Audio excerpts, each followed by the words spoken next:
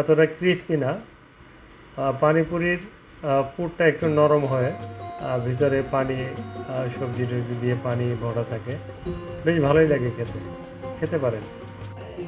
কচি ভুট্টা, ভুট্টাকে তারা একটু লবণ টবণ দিয়ে একটু মশলা মাখিয়ে দেয়, বেশ ভালোই লাগে। ওরা সুইট কর্ন বলে।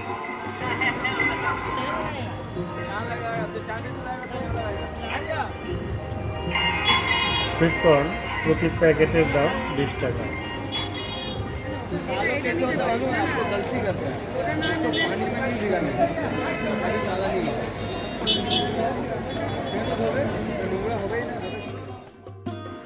কলকাতার মুড়ির ভর্তা, নারিকেল মুড়ি আছে, আছে বাদাম মুড়ি, আছে চানা মুড়ি, একটু লাঠি দিয়ে করে দাও না, কাঁচামরিচ পেঁয়াজ দিয়ে মিক্স করে দেয়, একটু লাঠি দিয়ে ভুটা দিয়ে একটু আচারও দিয়ে দেয় সাথে, বেশ সুস্বাদু, ভালোই লাগে খেতে।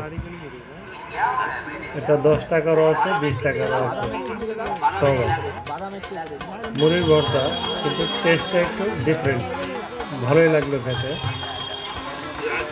খেতে পারেন। এতে আমার মনে হয় পেটে কোনো সমস্যা হবে না।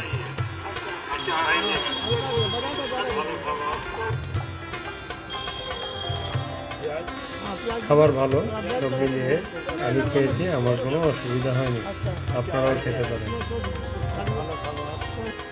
ওদের খাবার দোকানগুলি খুব পরিচ্ছন্ন, পরিষ্কার, দেখেই বোঝা যায় যে খাবারের মধ্যে কোনো রকম ভেজাল হওয়ার সম্ভাবনা নেই, তাই খাওয়া যায় আমার মনে হয়।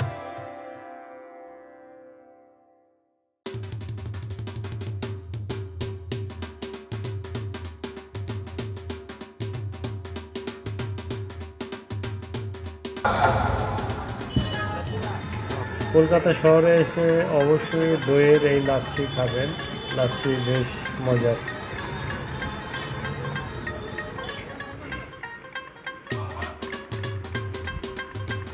কমলার জুস, একেবারে ফ্রেশ কমলা, কমলা ছিলে একেবারে আপনার সামনেই কমলার জুস তৈরি করে দেবে, যে জুসে কোনো পানি কোনো কিছু মেশানো থাকবে না, একেবারে সলিড জুস।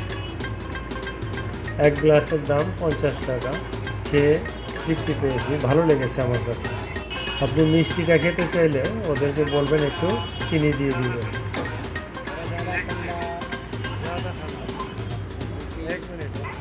এটাকে নিমু পানি বলে।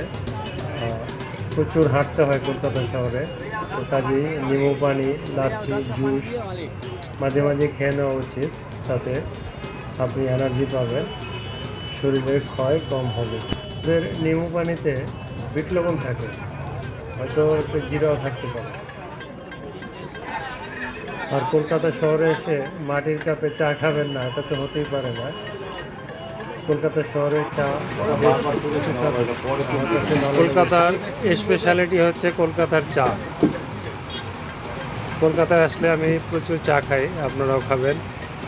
বিশেষ করে মুকুন্দপুর আসলে এই মিন্টুদার দোকান, মিন্টুদা খুব সুন্দর মনের মানুষ, পূর্বপুরুষ আমাদের বাংলাদেশের।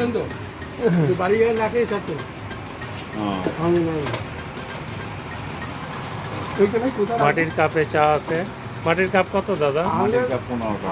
আর ওই গ্লাসে 15 টাকা। 15 টাকা। ছোট গ্লাস আছে এখানে 6 টাকা। দাদু ছিল ওই ডাক্তার।